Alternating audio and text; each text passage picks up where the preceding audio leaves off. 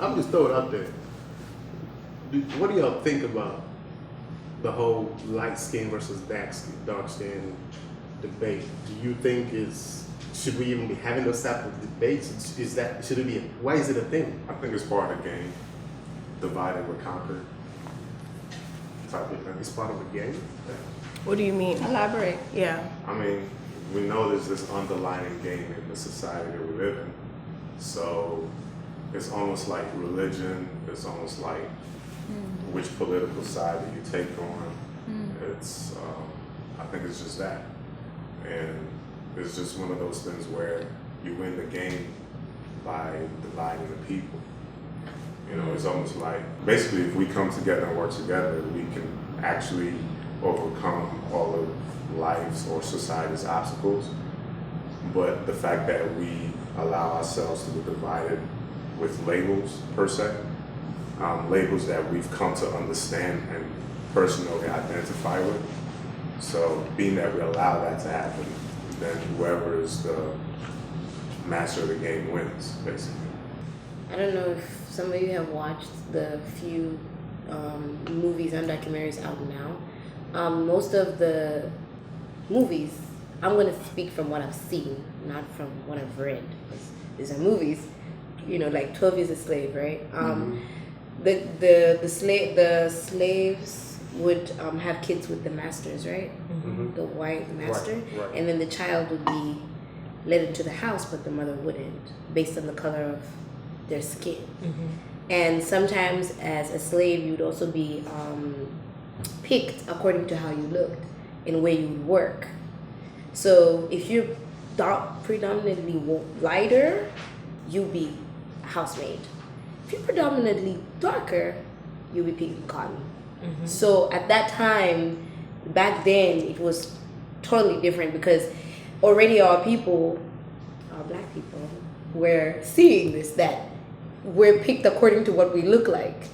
So the conversation had already started before we could even Have the conversation. because they had already made it known that you're black, oh, you're darker, I'm sorry. You outside. You outside. You light skinned, you're inside. So I also think we're subconsciously brainwashed, if that makes sense, from, as you can say, from the slavery times, as well as even post-slavery when the Harlem Renaissance was happening, the brown paper bag rule. Exactly. You know, if you're as light as a brown paper bag, you can enter into the cotton club. If you aren't, then you have to, you basically can't come in. And even being a part of a sorority, that was a thing as well as part of our history, how light are you can join the sorority or not. I think honestly we have to acknowledge the people that European influences and European features literally subconsciously are in our culture, with we're brainwashed and we're taught, we're already programmed. So even we can be as woke or whatever, but it's this is generational stuff for years that has been passed down. So if you think about, if you want to take it out from the African American experience in America, but even colonizers when they came to Africa, then introducing skin bleaching and lightening creams and soaps, and even don't judge me, y'all, but I be watching Love and Hip Hop Atlanta. Okay. No judgment, guilty pleasure. Right, and Spice was talking about how in Jamaica, it's an accessory to lighten your skin. Nobody looks at it as a big thing. They look at okay, girl, I see you up here lighting your skin, you look good, kind of a thing. So it's just, it's literally it's like we're programmed. It's like we're wired. You know what I'm trying to say? And even I don't want to be outside. Just even certain comments that I'll hear people say, and I'm just wow, they got us to a T. It's pretty. It's insane. From and I don't have anything against weaves, whatever like that. Trust me, wear it. But it's just why? Where did that even come from? Why do we want to relax our hair? Why do we want to have a weave? Why do we want to seem like we have to straighten our hair? Why do we want X, Y, and Z? And now you see in the slip that they low-key trying to be like us. I think subconsciously we want to be like who's winning the game. Basically. Or little kid growing up and he's watching basketball, he wants to be the best player. Right. And with any other sport or any other realm in life, you want to be like the best. So with the European construct running the globe the way it is right now. People strive for that subconsciously. I'm not gonna say it's a conscious thing. For some people, it is a conscious thing. I think that's what we strive for in some way. So it's or kind even of the way we talk, like believe it or not, that's what we push for. right. You know, because that's the way we can relate to other people that are winning. So we don't want to seem like, oh, we're different and get pushed back. I think it's kind of a preference thing. So like, for instance, right now this is a weave and this body wave. It's just what I felt like doing at the time. Right. But when I went to New York for the Afro Punk Festival, I felt like doing Afro. I felt like doing kinky natural. When I go to Mexico, I feel like doing a curly hair. Like it's just a preference kind of thing. But my preference is also I'm not going to prefer to get a skin bleaching lotion or something. That's just my preference. But then it also comes to you have to realize where your preference can become discriminatory. So rather than you being like, okay, well, I prefer to date this colored person versus that shade of a person, or where you're like, that shade is better than that shade. I think it's kind of about ignorance, and a lot of people are just ignorant in that area and have to travel a little more and get to know more people and get to know other cultures and how there's beauty in everyone, you know. But some people do that. Like they only date light-skinned people or only date dark-skinned people. And I feel like we've all said, that origin is from slavery. We know that is a Eurocentric social construct. And we're just still feeling the residual effects of slavery. So what you said about like the lighter skinned people being indoors and the darker skinned people being outdoors, my brother made a joke one time, like we were both trying to build something and he like pushed me to the side. He was like, let me take care of this. If we were in slave times, you would be inside anyways and I would be outside doing this. And we laugh, but like that's a real thing. Like that's what actually happened. So just like we talk about the like systematic racism and how African American people are still struggling with that, colorism is just another branch of that. So, and a lot of our preferences, maybe we don't know it or we do know it and don't care. A lot of our preferences are based off of that brainwashing, like you said, and we don't even realize it.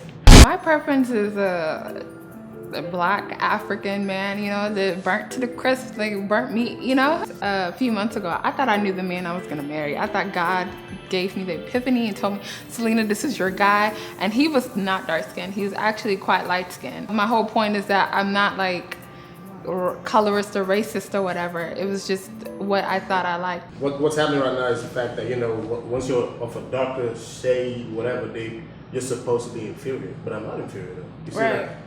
Personally, for me, if I walk into a room filled with white people, or lighter skinned people, I'm not going to trip.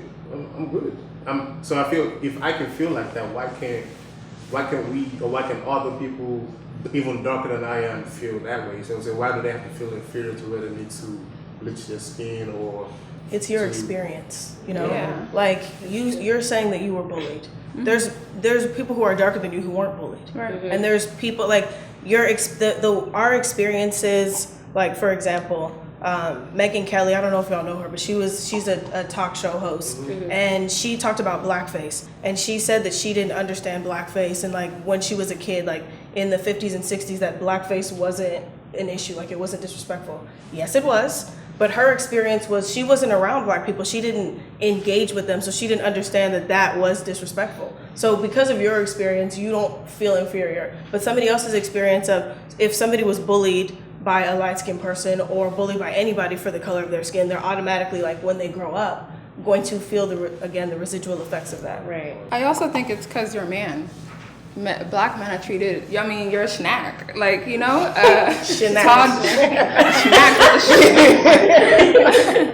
the tall, dark, and handsome. Yeah. But you don't hear tall, dark, and beautiful, or short, dark, and beautiful. You don't hear that. It's tall, dark, and handsome by white women, Hispanic women, Asian women, black women. It's in songs, it's in everything. You know, it's in poems, it's in everything. But like black women are treated differently. That's why there's a saying that black women are the most disrespected women in America, right? Marginalized. We're not at the same level as y'all when it comes to that. But nowadays, black women are getting to the point of where they're running corporate entities But we had to do that for ourselves. But that's Yeah. only because that was loud enough. Black women Yeah. are the most disrespected women in America by Malcolm X. Because that was, loud and people kept saying it over and over again, you guys had to now hear it and Yeah. understand it. The men, I mean, had to Yeah. hear it and understand it more now. So whichever way we look at it sometimes, and to me personally, the guys have it easy. For sure. Especially in Compared to America. Yeah. We live in a patriarchal male society. If you think about I think if you look at different areas, black male society. But Yeah. think about the fact that, like, if you go back in history, white women were working with the abolitionists to get to what am I trying to say? They were trying to get rid of slavery because they knew, like, okay, this is a way for us to get in and get our right to vote. So black men, yes, there were Jim Crow laws and all of those other things, but for 1 second, taking that stuff out, black men were allowed to vote before white women were allowed to vote. True. So that shows you right there that a man is here and women are already here. But were they really voting though? They weren't, and I like I said, like, if you put that to the side the for a Jim Crow second, laws. take the Jim Crow laws, and there's so much intersectionality with that. But if you think about it, men, like, technically had the right to vote first. Okay. And then white women had to come in, and then black women at the bottom. Okay. So it's still a game because back to the point of as long as we feel divided, then whoever's running the game wins. For sure. But So, we because can't. prior to that, the black family was still the black family, whether we were slaves or not, or whatever the societal norm was. It was like everybody was on the same level, everybody was playing the same game, and we were still living together. The family was still solid. When slavery was was slowly dwindling away, everybody was getting educated together. You had your Black Wall Street, you had cities and towns where black people were prevalent. The family construct was still there. And then came that game of, okay, the black man has a more right and this, that, whatever. And then you have, women's liberation movement and all that stuff coming through. So it made it seem like everything was separate, but it was still their game, not our game, because the family was still kind of like put together. But we can't deny that, like you said, between men and women, there's a double standard as far as colorism is concerned. Like a lot of the research that I did, it was talking about black women, light-skinned women, dark-skinned women, and the videos I watched, panels with women. I didn't see anything that specifically talked about light-skinned men versus dark-skinned men. Yes, there's the thing like, oh, light-skinned men don't text back, and oh, you're acting light-skinned. But as far as like reaping like the negative pushback from being light-skinned, and again, I'm a woman, so I can't speak to a male gaze or a male experience. I feel like it's more on women than men. Yeah, I feel like, well, from what I also read, the most times that the black man came into the picture was where they typically called the black man one of the perpetrators of the whole colorism debate, in the sense that the black man will always prefer a lighter skinned person compared to a dark skinned person. But then again, where does that come from? And again, I don't know the percentage of that, but I know it's a lot of black guys, I know a lot of black women. So I don't know the percentage, but that's where the black man literally came in. They didn't necessarily comment in terms of who has more power in society or all that. It was mostly when it came to their preference as far as what they liked or what they preferred, who they wanted to be with. So to say they prefer the lighter skinned woman. And then again, feel like it's the margin is not that big for like black men that go outside of the race. I think it's a great percentage of black men that want to be with black women. have you ever had somebody tell you they would prefer to date somebody like you or your skin color because you're better, you're just better than the dark skinned woman? Or anybody who's a lighter shade? Do you ever had situations like that? Somebody tell you they would rather be with you? No, I'm asking. They won't say it like that directly. They'll be like, "You're my type." What? What's wrong with that? Again, at the time, I'm probably blushing and I'm excited because you're telling me I'm your type. So I'm all mixed up in my head. But if you think about it, he's saying you're my type, right? And guys like, yes, but I'm just saying, There are certain guys when, you know, us females, we have that habit of looking at your past exes, whether you think we're interested or not, we are really interested. So you will be showing me if you've dated in the past. And if I notice that everybody's not, All of these things everybody's are looking light skinned, yeah. then I know you have a type. There's so many other things, like I said before, that go into beauty and attraction outside of the color of your skin. So for you to just limit yourself to like, okay, I'm only talking to this kind of person, like why? I would need to have a conversation and understand like where it stemmed from. It wouldn't automatically be a deal breaker for me, but I would definitely need to dig deeper and see like where's this coming from, what's the root of it, and then maybe we need to take you to some classes, get you a little educated, and figure out how we can move forward. What do you think when you see a white person dating a black woman? I love it. I don't care about it.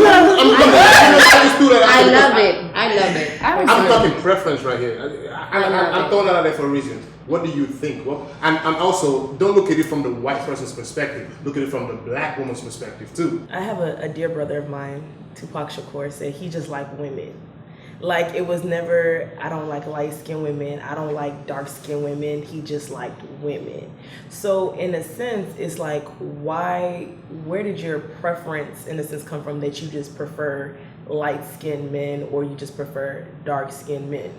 And I think, to me personally, subconsciously, this is Daniela speaking, don't attack me, I think it kind of goes into people saying that they want light-skinned children or they want mulatto children or X, Y, and Z kind of a thing, so that they know that, okay, as a dark person, if I blend with a light-skinned person, I know that my child is going to look like X, Y, and Z. You grow up with preferences when you're young, and I guess as you mature, your preferences may change in terms of, you know, what you're attracted to naturally. Is it right? Is it wrong? I don't know. Where does it come from? You know, sometimes you gotta do a deep dive to understand where your preferences are coming from. I can't really judge anybody for what they prefer. I think the conversation to be had is, how did you come to that conclusion? Like, this is what you like. I dated a mixed guy. He was very light skinned, and his mother, she would tell her kids, my boyfriend, why you think you have good hair? I chose the right man. And I'm thinking to myself, wow, this lady thought ahead. Like, she wanted her kids to have good hair. And I kid you not, she has 6 kids, everybody has good hair. Women, we think ahead. We may not say it, but most of the time we're thinking ahead. So if a white man approaches me and we're texting back and forth in 2 days, I'm already thinking to the kids now. Kid's gonna be beautiful with the hair. And this could sound kind of like, okay, conspiracy theories, but I typically feel like, for me, subconsciously, when white people are dating black people, to me, I feel like, am I fulfilling a fantasy for you? I've read stories of white men and even white men and white women, like, oh, he has a big X, Y, and Z. You've never been with a black guy before? He's da-da-da-da. You know what I'm trying to say? So in a sense, for them, it's like, they might want to actually get to know Tyrone, but in the back of their mind, subconsciously, you want to see if you, let me not be too raw, but you get what I'm trying to say. It makes me feel a bit bothered, but at the end of the day, love is love. But I do feel bothered because I'm like, dang, you couldn't find that within us. But to me, I do feel like slightly like, yeah. And that's just me, that's me being honest. Like, I do feel like my cousin married a Belgian guy and I'm like, dang, so you can find no Cameroon dude? Like, dang. Wow. Let's say tomorrow the black struggle is over. Do you think we'll be having these conversations or we're looking at it like that? No. What do you mean by the black struggle? I think it will be. I don't think we would. I think us as a people, they understand how strong we are together. Because if you look at our history from the Caribbean standpoint, from the African standpoint, from the black people standpoint, they know we are strong together. Like, together we are like undefeatable.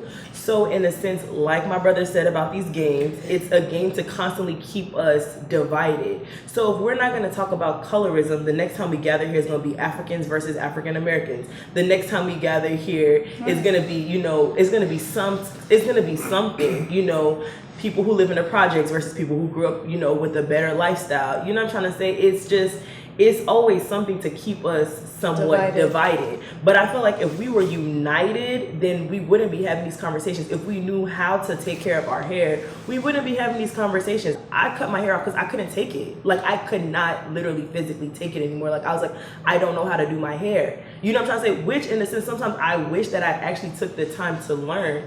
But again, throw a relaxer on it, wear it straight, do this to make it more manageable. Our hair is manageable, we just don't know how. Yeah. So like, you can do long division, but you just need to learn how to do long division. There's something called the Black Beauty Myth, and there's a book called the Black Beauty Myth that I've read, and it just talks about the different standards of beauty that we as Black women have to, are judged by. There is getting your butt done, like the Brazilian butt lifts, and do you have big boobs, and all of those other things that fall into Black beauty, specifically with Black people, outside of just our skin color. Like, how are your lips big? Are they small? Do you have big eyes, small eyes? Like, yes, everybody has a preference, but there is like a quintessential hourglass thing that we perpetuate, and I don't think that's gonna go away just because we get rid of like the systematic racism and the other struggles that we experience as Black people as a whole.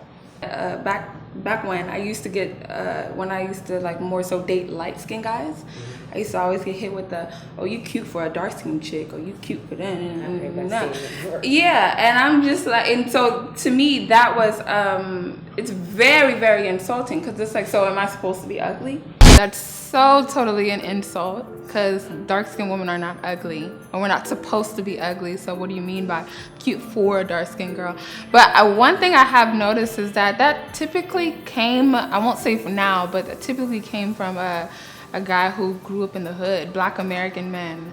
They were more so, I guess, into color, like, you know, they were more colorist than African guys are, because I've never really dealt with that from an African man. That's just my experience. Like yesterday I was talking to my little brother, and he just went to prom last weekend, so he was just talking about like, oh my gosh, I felt so live lit, whatever, you know, the kids are saying, whatever.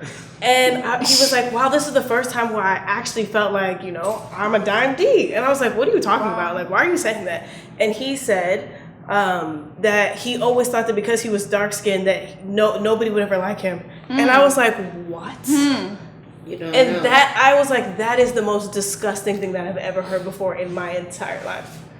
Like, so that's where the preference goes to, because it's not just saying like, I like orange juice instead of apple juice. Right. It snowballs into this bigger thing where it's like she's getting bullied and her attractiveness is being qualified. She's cute for a dark-skinned girl. The world is full of people that are very, very different.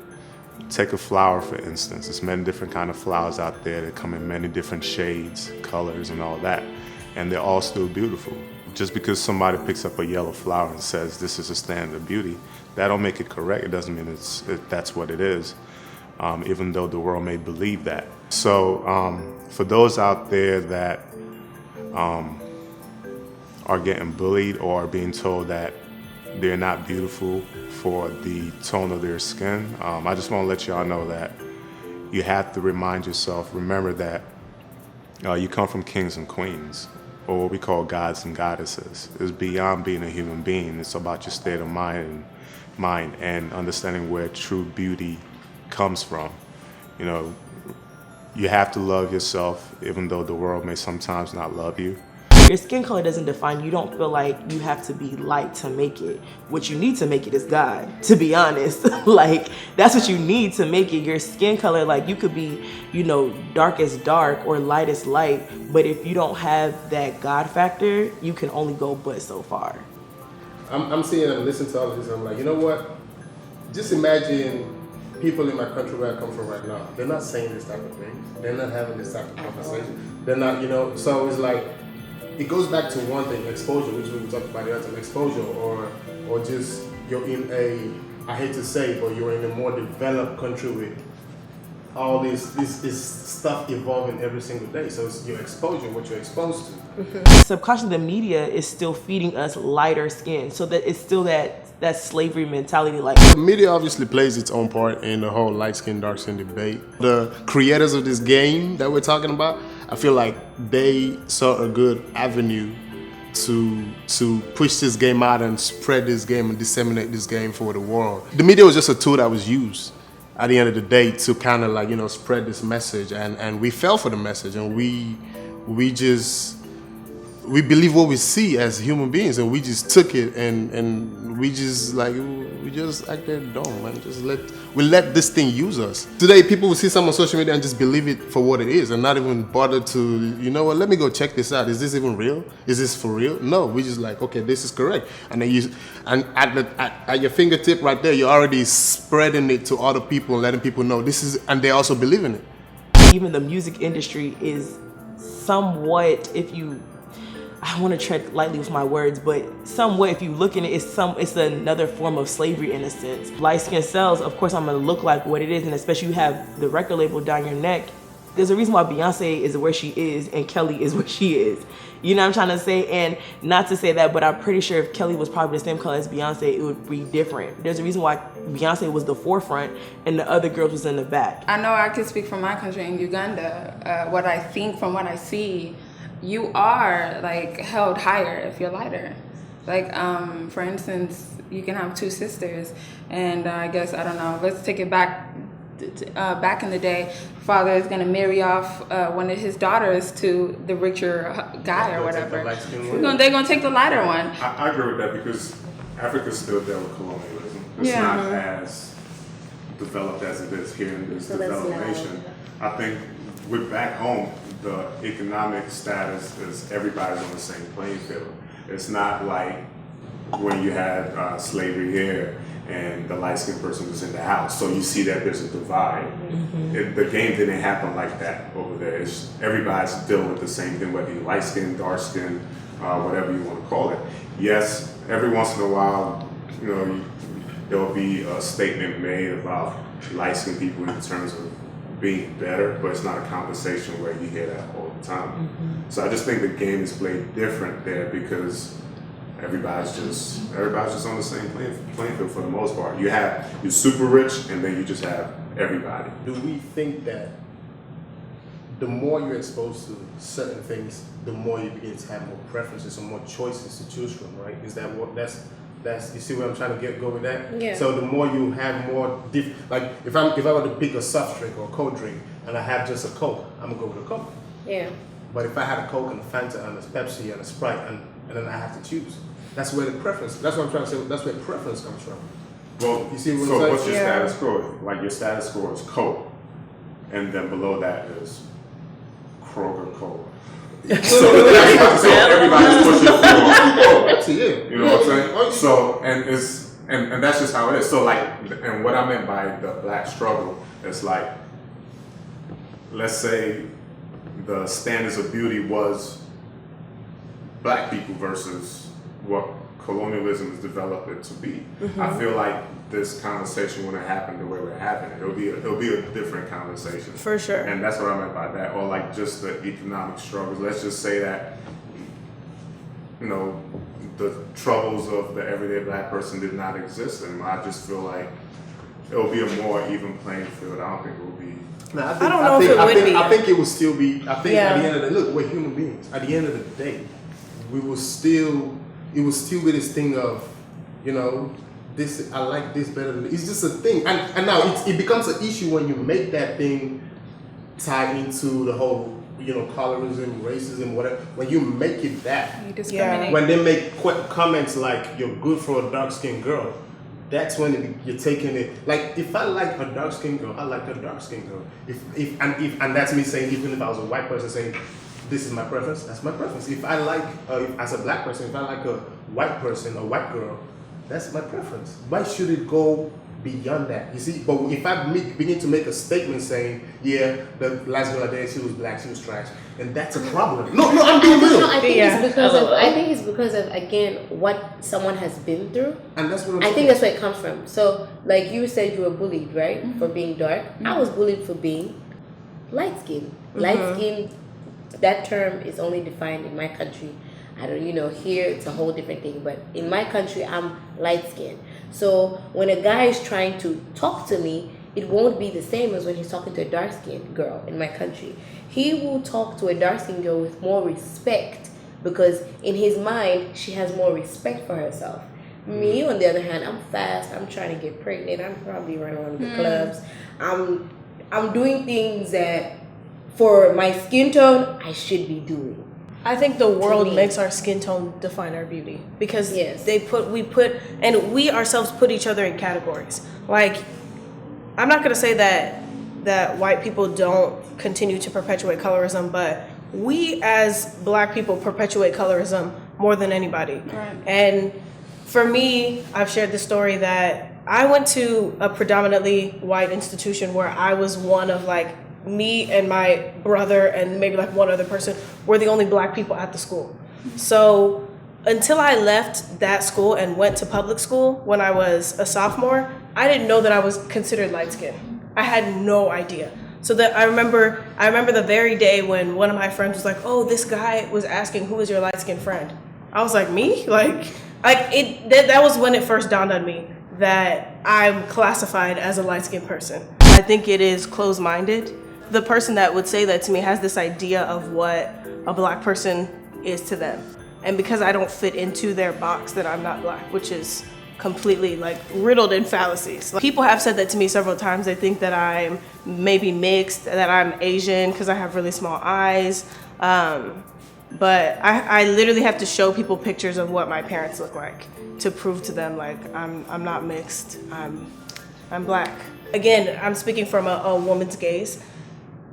It's like the man is telling us how we should look. Get your butt done, get bigger boobs, do this. Something has to be flat, you gotta look like an hourglass. Like, when we start being able to embrace how we look and see that as beautiful and not like, I'm comfortable with not having braids, not having weave, not having makeup on. That's when we can start dismantling all of these things that we've learned. And only now that we're having these conversations are we realizing like, dang, like this is something that I've known my entire life. Even when you think about it as simple as pink is for girls, blue is for boys. Like from the very beginning, from childhood, we're already put in groups. These are the boys. Why is pink for girls? Why? Because we learned that.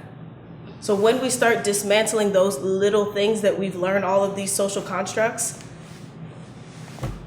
that's when we can move forward. But it's hard. I guess this is a conversation that will always continue and continue. Sure. Until We can be back for part 2. Yeah, part 2. We need a part 3. Oh wow. Okay. The Nigerian movie kind. Part 4. Good conversations. And y'all leave comments. Let us know what y'all think. Yeah, it's gonna be It's very important. Extremely. To keep the conversation going. Definitely.